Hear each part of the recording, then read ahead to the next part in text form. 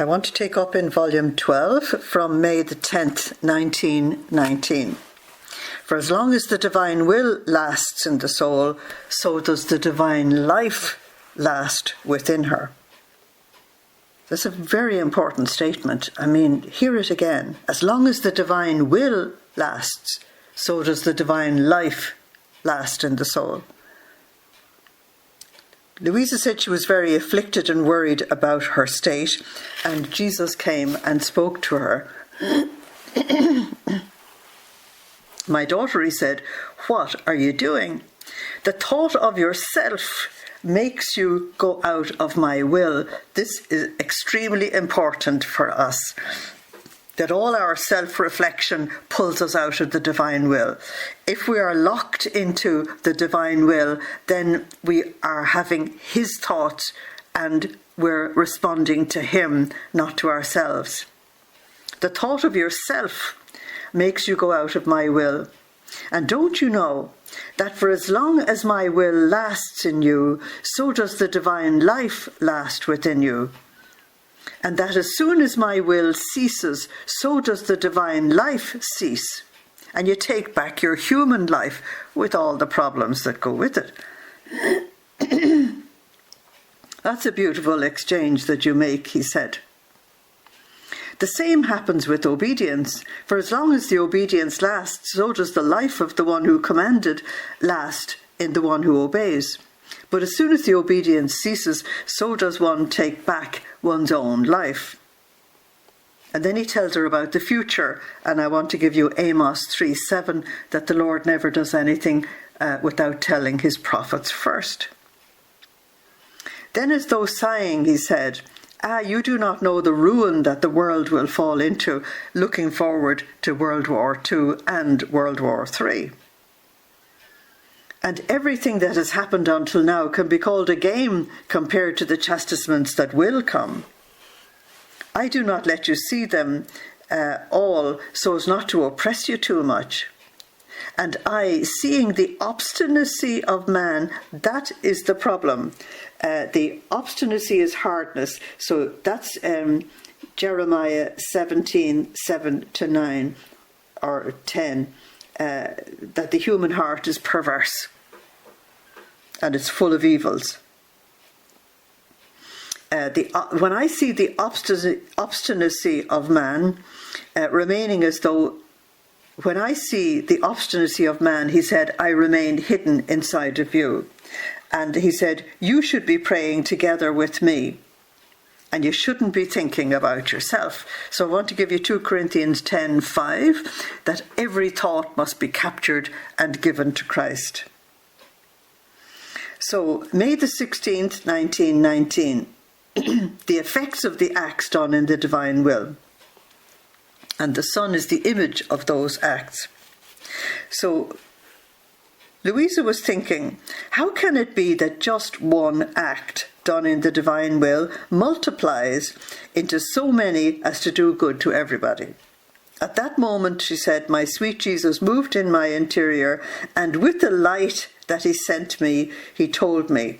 So that light is infused knowledge. My daughter, an image of this you can find in the sun in the sky. The sun is just one thing in the universe. Its heat and its light, it's all one thing. And yet this sun multiplies in everyone, giving to each one its light and its heat according to the various circumstances. For man, it is the light of every eye, of every action, and of every step. And if the creature varies the action or in any way, the light follows her. Though the sun still remains just one entity, having all these effects. The sun multiplies in all nature, giving to each thing its different effects. At its rising, it embellishes all nature, and its light, multiplying in the night frost, forms the dew, spreading upon all plants a silvery mantle, which gives such prominence and beauty to all nature as to astonish and enchant the human gaze. So much so, that man, with all his industriousness, is incapable of forming one single drop of dew. This is God's miracle of nature. Go further on, he said. Go to the flowers. The sun gives colour and fragrance to them, and not one colour only, but to each one its own distinct colour and fragrance. Then go to the fruits. Instead, with its light and heat, it gives sweetness and maturation to the fruits. It gives diversity of sweetness to each fruit, though the sun is still only one thing. It fertilizes and makes other plants grow. So all nature receives life from the sun, and each thing has its own distinct effect that befits it. So now let's come to the acts in the divine will, because that's all an image of them. Now, if the sun does this because it is up high, 93 million miles above us. So it's up high, and therefore it can affect everything which is down below. Now we need to remember that, because living in the divine will is living up high with God, and so you can affect everything that is down below at a much lower level. Now, if the sun does this because it is up high and makes itself the life of all creation, which lives down below, though the sun is just one thing, much more so are the acts done in my will. As the soul rises in me to fuse in the divine will and operates in the height of my will, that is, in the summit of perfection. And more than the sun, these acts place themselves as the guards of all creatures. The guards are the protectors of all souls, in order to give them life. Although it's only one act in the divine will, like the sun, it darts over all souls, and some it embellishes, some it fertilizes with grace, some it melts the cold inside of them, for some it softens the heart, for some it dispels the darkness in them, and for some it purifies and burns, giving to each one the different effects that are needed according to the greater or lesser dispositions of each one. So here we have an absolutely extraordinary description of the variety of effects that comes from acts done in the divine will. And this happens also in the sun that shines over your horizon. If the ground is sterile, the sun gives little development to plants. If the seed of the flower isn't there, the sun with all its light and heat doesn't make it sprout. If man does not want to activate himself in operating, the sun makes him earn nothing. So if human beings are not prepared to cultivate the fields, well, the sun can't help. So the sun produces goods in the creation according to the fecundity of the grounds and also the attitude or the response of mankind. In the same way, these acts done in my will, though they run for the good of all, they act according to the dispositions of each soul and according to the attitude of the soul who lives in the divine volition. So, each additional act done in my will is one more sun that shines over all souls. Now, in these times of distress, with the COVID-19 virus threatening everyone, it is so wonderful to know that our acts in the divine will shine over all souls, giving them whatever it is that they actually need. So we just need to multiply the acts done in the divine will. So this is Luisa's response.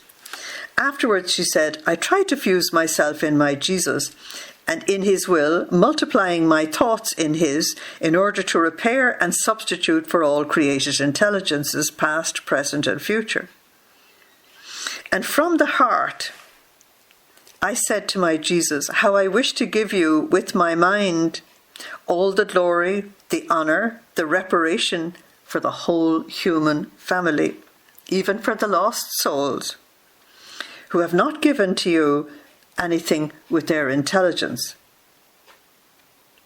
And he, as though pleased, kissed me on my forehead, saying to me, and I, with my kiss, seal all the thoughts, your thoughts with mine, that I may always find in you all created minds, and in their name receive continuous glory, honour, and reparation. May the 22nd, 1919. In the era of the living of the divine will, souls will complete the glory on the part of creation. This is the very good news of May 1919. Continuing my usual state, my little mind was wandering in the holy will of God, and I don't know how. I understood how the creature does not render to God the glory which she's obliged to give. And so Luisa said she felt embittered by this. And my sweet Jesus, wanting to instruct and console me through an intellectual light, he told me, that's the infused knowledge again. He's teaching her directly in her innermost being. My daughter, he said, all of my works are complete. All of God's works are complete. All of Jesus' works in his incarnation are complete. So the glory of the creature must give me, so the glory that the creature must give me has to be complete also. And the last day of planet Earth will not come if the whole of creation does not give me the honour and the glory wanted and established by me. Now there you have a very important piece of information. Everybody's talking about the end times. We are in the end of an old era and we're at the beginning of the new era. And so we're going through very great turbulence at the moment and purification as well. But the last day of the human race will not actually come until God has achieved what he set out to get from the human race. That I find comforting. And what some do not give me, he said, I will take from others. In these souls, I double the graces which the others reject from me. And from these souls, I receive double love and glory. Now, these souls who are giving him everything, of course, are souls in the divine will. To others, according to their dispositions, I reach the point of giving graces that I would give to 10. I want to give you there Matthew 25, verse 29. To others, I will give those that I would have given to 100, and to others again, those that I would have given to 1,000. And sometimes I will give graces which I would give to cities, to provinces, and even to entire kingdoms. So there are going to be very great saints in the divine will.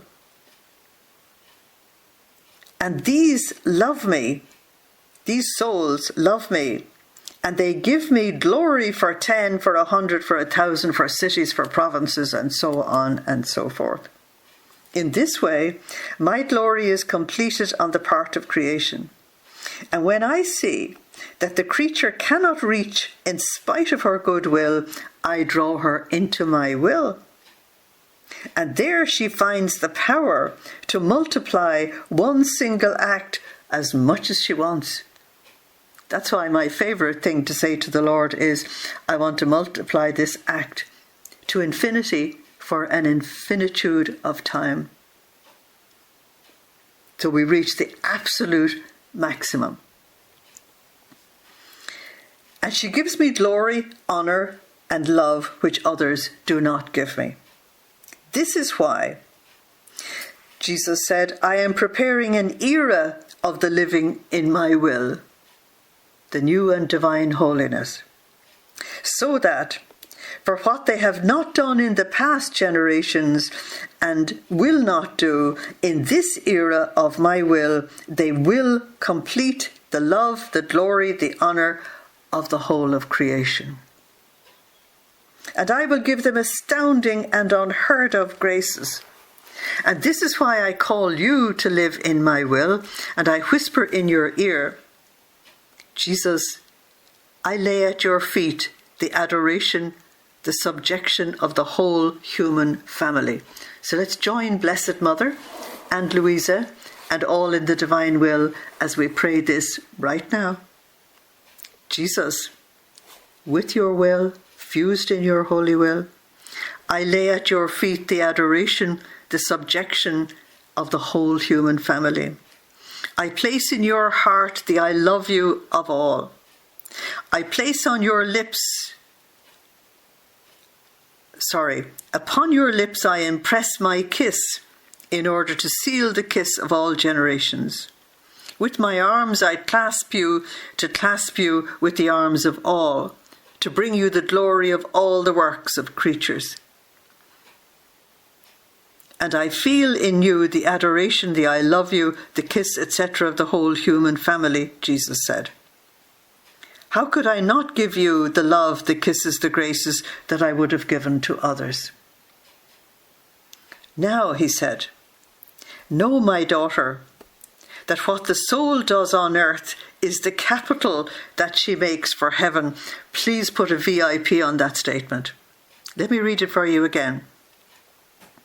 Know, my daughter, that what the soul does on earth is the capital that she makes for heaven. For that, I want to give you 1 Corinthians 3, verses 11 to 15, where St. Paul tells us that while we're on earth, we can make a tent for heaven, or we can make a house, or we can make a palace, or we can make a kingdom. Depends on us. We can build with wood and grass, which won't survive. We can build with stones, or we can build with gold and silver and precious jewels. It's up to us. So, if she has done little, she will receive little. That's 2 Corinthians 9, 6. You reap what you sow. If she has done much, she will receive much. If one has loved me and glorified me for 10, she will receive 10 more contentments corresponding to as much glory as will be loved by me 10 times more. There I want to give you the parable of the talents in Matthew and Luke. Matthew 25, 14 to 30 and Luke 19, verses, I couldn't tell you what it is, something to verse 27, maybe 1 to 27. And Luke speaks of 10 pounds and 10 cities. This is the language that Jesus is using here. And so if we love him for 10 or 10 cities, that's the glory you get in heaven. If another soul has loved me and glorified me for 100 or for 1,000, she will have the contentment, love and glory for 100 or 1,000. In this way, I will give to creation what I've decided to give. And creation will give me what I must receive from them, and my glory will be completed in everything. So, May the 24th, 1919. The soul in whom Jesus dwells feels what the world sends to him. Now, this is a very great insight that Jesus gives to us here as to why sometimes we feel empty or cold or unable to pray or whatever it is, that he's allowing us to feel what is the condition that's going on in souls in the world. I was feeling very oppressed and afflicted because of the privation of my sweet Jesus. And I was saying to him with all my heart, come my life, without you I feel myself dying. And not so as to die, but only to always die. Come, I can take no more, she said. And so Jesus came and he came to console her. He said, my daughter, I felt an irresistible need to pour myself out in love. So he embraced and he kissed her. And Luisa said, Jesus, how much you make me suffer. The privation of you kills me. All other pains would be nothing for me, or rather smiles and kisses of yours, but your privation is death and pity. Ah, Jesus, Jesus, you have changed. So for that I want to give you Psalm 63. My soul is thirsting for you, my God. Even my body is like a dry, weary land without water. This desperate cry for God. And also Psalm 42, I've nothing but tears for my bread night and day, as they say to me all day long, where is your God?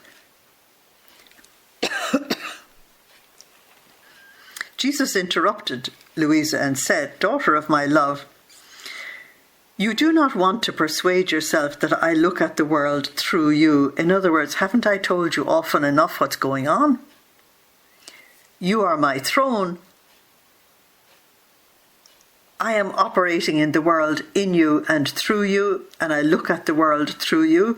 And of course, if I am there and you and I are inseparable in the divine will, of course you feel what's coming back to me. Don't you want to persuade yourself that I look at the world through you? And since I dwell in you, you are forced to feel what the world sends me, which is hardness, darkness, sins, the fury of justice, coldness, etc. So, instead of thinking of my privation, you must think of defending me from the evils that creatures send me. So here's a completely different way of looking at the whole privation that she's experiencing. So whatever it is she's feeling, that he's saying to her that you must make reparation for that, because that is what's coming against me in the world. You must think of defending me from the evils that creatures send me, and of breaking the fury of my justice. In this way, I will remain sheltered within you, and the creatures will be struck less. In other words, this is a higher way of being a victim soul. Because Luisa has so often complained that she doesn't have the external sufferings anymore. And he's trying to tell her, you do have them, you're just not recognizing the way that the suffering is coming to you. So June the 4th, 1919. In order for redemption to be complete, Jesus had to suffer injustice, hatred, and mockery. So, Luisa said she was thinking about the Passion, and especially about how Jesus found himself under the storm of the scourges. And she said, when did Jesus suffer more? In the pains which the divinity had made him suffer during the whole course of his life, or on the last day on the part of the Jews? And then Jesus gives her infused knowledge and understanding, which is terribly important. So what Jesus is going to say to her is that the human beings, no matter who they were, could only give him human sufferings and finite sufferings. But the divine love could give him infinite sufferings. So Jesus had infinite divine sufferings for the whole of his life. And he had the finite sufferings from the Jewish people on the final day. So to me, that is the drop of water in the wine of his redemption, that we participate in everything. And you will remember that if you go back to the book of Exodus, and the people crying out to Moses for water, that the Lord told him to go to a particular rock and strike the rock. And he said, I will be there before you at that rock, which means that Moses had to strike the Lord to receive this water. Now that's a profound prophetic preparation for the fact that the Jewish people, the chosen people, the ones who were chosen to cooperate with God in setting up the kingdom of God on earth, that they had to strike the Lord in order that the living waters of redemption would come from him. And so it's a very extraordinary moment when a soldier opens the heart of Jesus and outflowed the blood and water, representing the lifeblood of redemption. So Jesus said, "My daughter, the pains which the divinity gave me surpass by far those which creatures gave me. It surpassed it both in power and in intensity. It surpassed it in multiplicity and in length of time." In other words, there's no comparison. However, there was no injustice or hatred in anything, of course, that came from the divinity, because God is love. And so the interior passion came from the highest love, which is God himself. 1 John 4:7 and Psalm 145 verse 17. God only ever acts out of love. However, he said, there was no injustice or hatred. There was only the highest love and accord, that is unity, on the part of the three divine persons, in the commitment which I had to take upon myself to save souls at the cost of suffering and many deaths for as many creatures as would come out into the light of creation, which the Father had granted me with highest love. Now, in Jesus' priestly prayer, in John 17, verse 9, he says, "Father, you gave them to me. Now I have redeemed them, and I offer them back to you." So the gift of the Father to the Son gifts back to the Father after he has redeemed us. So neither injustice nor hatred exists in the divinity, nor could they exist, because there would be a contradiction of God's person. Therefore, the Trinity was incapable of making me suffer the particular pains that the human beings could make me suffer. But man with sin had committed the highest injustice and hatred, etc. In other words, all the deadly sins. And I, in order to glorify the Father completely in love, I was to suffer injustice, hatred, and mockery. In other words, this could only come from human beings and from the rottenness that was in their souls. This is why, on the last of my mortal days, I suffered the passion on the part of creatures, in which injustice, hatred, and mockery, revenge, and humiliation was poured into him. And Jesus says that these injustices and hatred and mockery and revenge and humiliation were so many as to render my poor humanity the opprobrium of all. I want to give you Romans 5:5. Jesus was made into sin for us. And I want to give you Isaiah 52:14, because Jesus said, to the point where I no longer looked like a man. And that's exactly what Isaiah said. They disfigured me so much that they themselves were horrified in looking at me, because Jesus, in the torture that was given to him, became the perfect image of what sin looks like in our souls. That we become completely horrific to the eyes of God. That's Habakkuk 1:13, that the Lord is far too holy to look upon sin. So in our interior, we become completely disfigured. And we know that if you've met people who have really let themselves become very evil, that you can see that evil also on their faces and in their eyes and in their bodies in the end.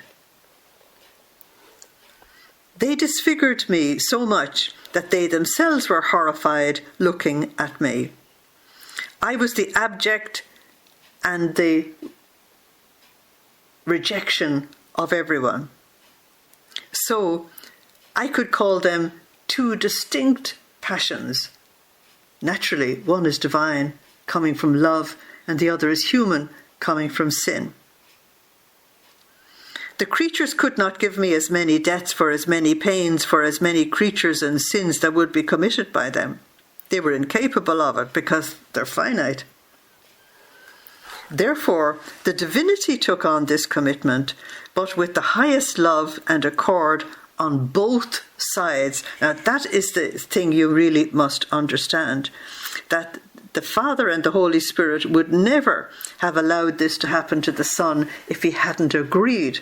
And there's an insight into Genesis 22, when you have Abraham offering his son Isaac to God. The scholars, Jewish and Christian scholars, are both in accord in understanding that Abraham could not have done this to his son. His son is supposed to have been about 13 years of age when it happened. So he could not have done it without his son actually agreeing to the sacrifice.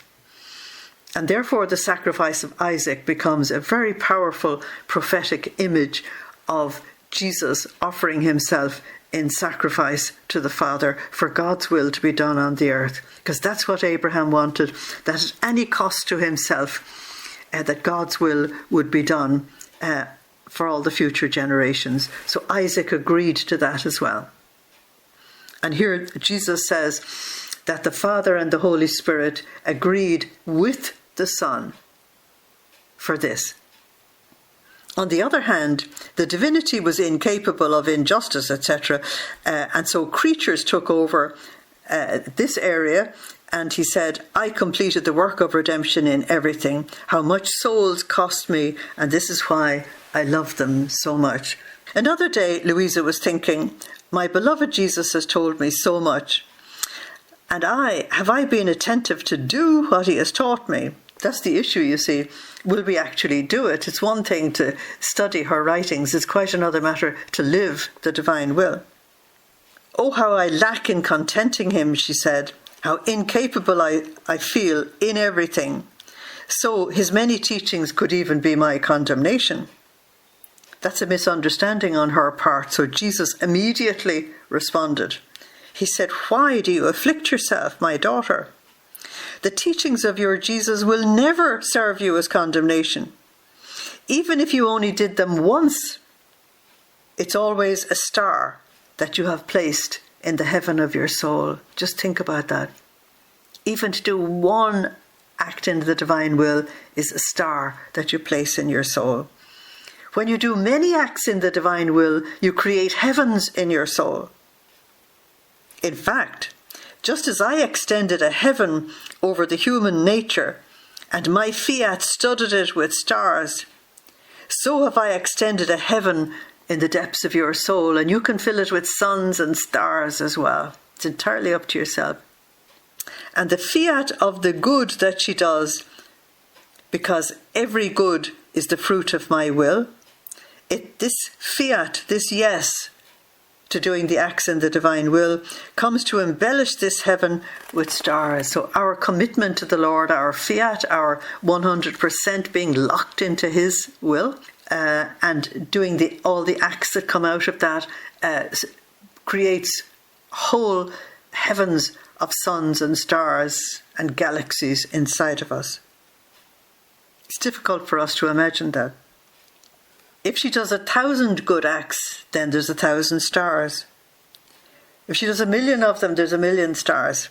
So think rather of repeating my teachings as much as you can in order to stud with stars the heaven of your soul, so that the heaven of your soul may not be inferior to the heaven that shines above you. So I want to give you Jeremiah 31:31 to 34. So when you do this, he said, each star will carry the mark of the teaching of your Jesus. In other words, we do these acts because he has taught us. And how much honour you will give to me.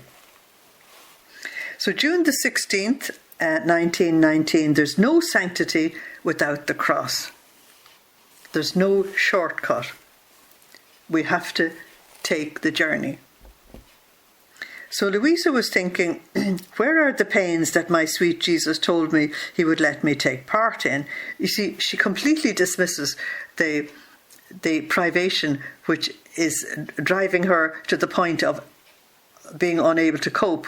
And she just doesn't look at it. My daughter, he said, how you deceive yourself.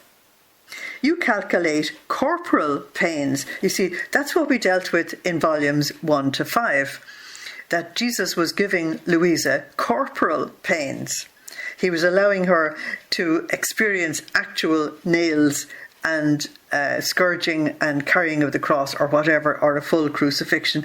And she was happy, I'm participating. It's corporal. But she's not appreciating the interior passion that he's allowing her to experience now.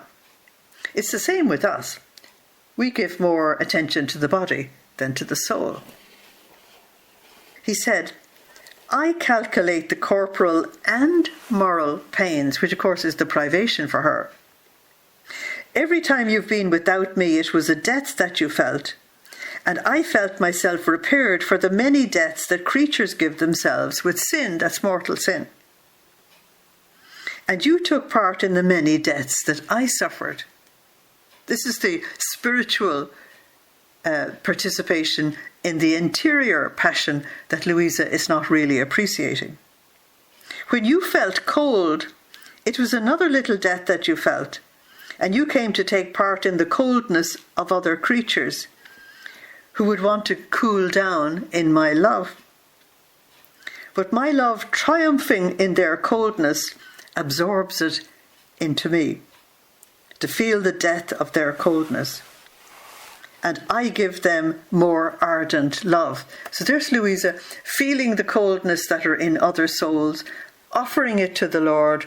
The Lord absorbs it into himself in the divine will, and he gives those souls the warmth of his love that they need in order to grow spiritually. It's the same with all your other pains, he said. They were the evils opposite to those of creatures, which like many little deaths made you take part in my deaths. And then, don't you know that my justice, when it is forced by the wickedness of people to pour new scourges, it suspends your pains. So when she gets a little bit of break from the torture she's in, then she has the torture of not having the torture, which is extraordinary. The evils, he said, will be so grave. This is 1919, so he's looking forward to World War II and III. They will be so grave as to be horrifying. I mean, when we look back at World War II, we can't believe what they did. It was just mind-bending. I know that this is a pain for you, he said, but I too had this pain. I would have wanted to free creatures from all pains, both in time and in eternity. But this was not granted to me by the wisdom of the Father.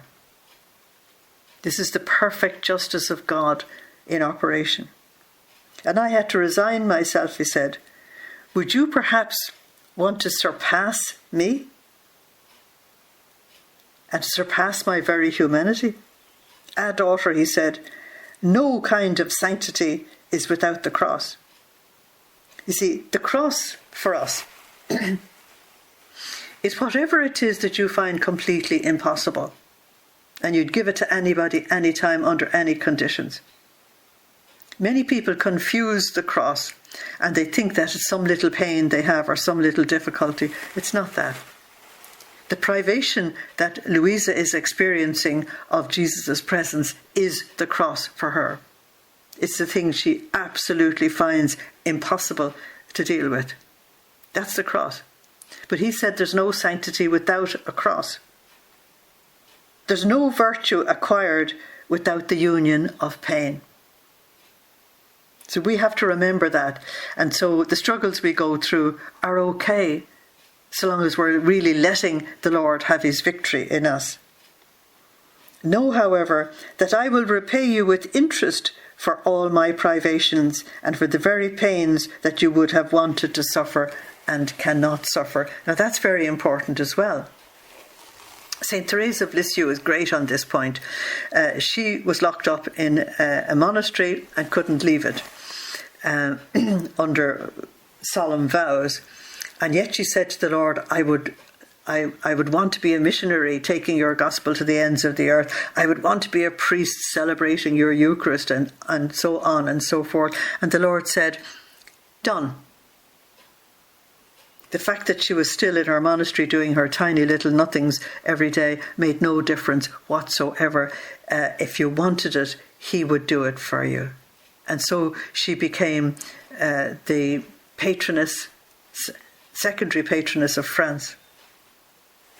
So June the 27th, 1919, the heart of Jesus is the spring of glory and grace.